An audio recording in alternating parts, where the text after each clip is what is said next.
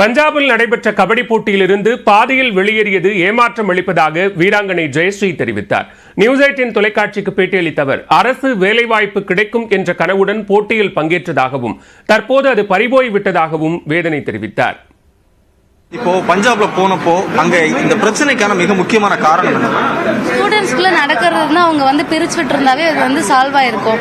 Officials, audience, அங்க இருக்கிற volunteers எல்லாமே எங்களை அடிக்க ஆரம்பிச்சதுனால அது பெரிய இஷ்யூ ஆயிடுச்சு. முதல்ல இந்த பிரச்சனைக்கான காரணம் என்ன? காரணம் என்னன்னா, நாங்க போயிருந்தப்ப அவங்க எங்களை அடிச்சாங்க. நான் தான் போயிருந்தப்ப அவங்க என்ன அடிச்சாங்கிறதுனால நான் ரிட்டர்ன் அவங்களை அடிச்சேன். அப்ப பிளேயர்ஸ்லாம் வந்ததுனால வந்திருந்தா கூட அது பிரிச்சு விட்டுருக்கலாம். அங்க இருந்த குருகாஷ் யூனிவர்சிட்டியே பிரிச்சு விட்டுருக்கலாம். அவங்க தான் நடத்திருக்காங்க, அவங்க தான் எங்களுக்கு பார்த்துருக்கணும். ஆனா அவங்க எதுவுமே பார்க்கல. அங்க இருக்கிறவங்க அவங்களே எங்களை அடிக்க ஆரம்பிச்சிட்டாங்க. அதனாலதான் பெரிய இஷ்யூ ஆயிடுச்சு. இல்லப்பா, இந்த விளையாடிட்டு இருக்கும் போதே பாயிண்ட் பிரச்சனைனால தான் இந்த இஷ்யூ ஆரம்பிச்சதுங்கிறாங்க. என்ன பாயிண்ட், அதுல என்ன சிக்கல்? பாயிண்ட் பிரச்சனை இல்லைங்க சார், நான் கிக் விட்டப்ப அவங்க என்ன அடிச்சாங்க. அதனாலதான் இவ்வளவு இஷ்யூ ஆயிடுச்சு. அது ஸ்போர்ட்ஸ்ல அந்த கபடியில இருக்கக்கூடியது தானே, அதுக்கு ஏன் அவங்க அடிக்கிறாங்க தெரியலங்க சார். தெரியல.